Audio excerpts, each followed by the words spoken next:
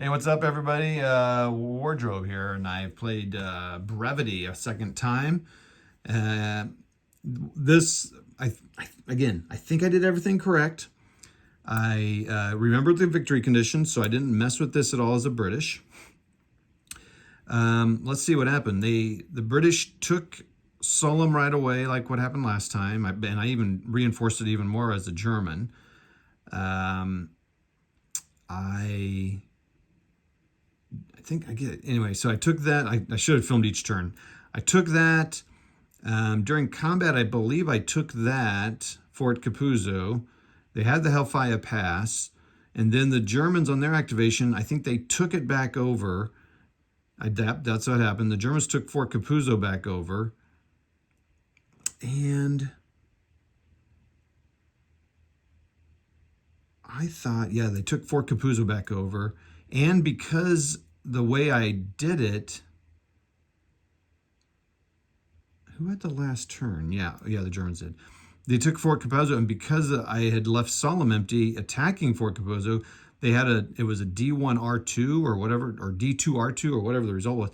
The Germans were able to get into Solom too, so they took both of them. As the British, I was like, what? I was playing both sides, but I was like, what the heck? So the Germans took both those over, and I was like, well, shoot. So then the British got all built up. They had a full, and their second full activation, and these two that's firing at 8 attacked an 8 and got gosh, it was a D1R2, and so this really powerful stack, whatever was in there, had to reduce because there was zones of control, and they had to go through another one, so they had to reduce twice. Yeah, I mean, it was no. Yeah, anyway, so they had to reduce once coming back here, so they were pushed back. So then the British took that, and then the British took that back over. So it was like set. But then I left this empty thinking, okay, it's okay because I'll DG people. I had to take that chance, and I didn't leave an exploit capable unit that was able to exploit to get back in Hellfire Pass. I was hoping it was him, but he was DG, and you can't exploit. And I think he might have been in zone of control too. So that was a mess up. And so the guys that had retreated from here were here, and one of them had just enough points to move into here. 14 got him in there from around here. Yeah, it was pretty awesome. The 12 couldn't do it, and I kept recalculating. And Jeff from Hex to Hex was online with me, and he had to hear me count it like 15 times. Like, okay, 3, 1, and then, oh.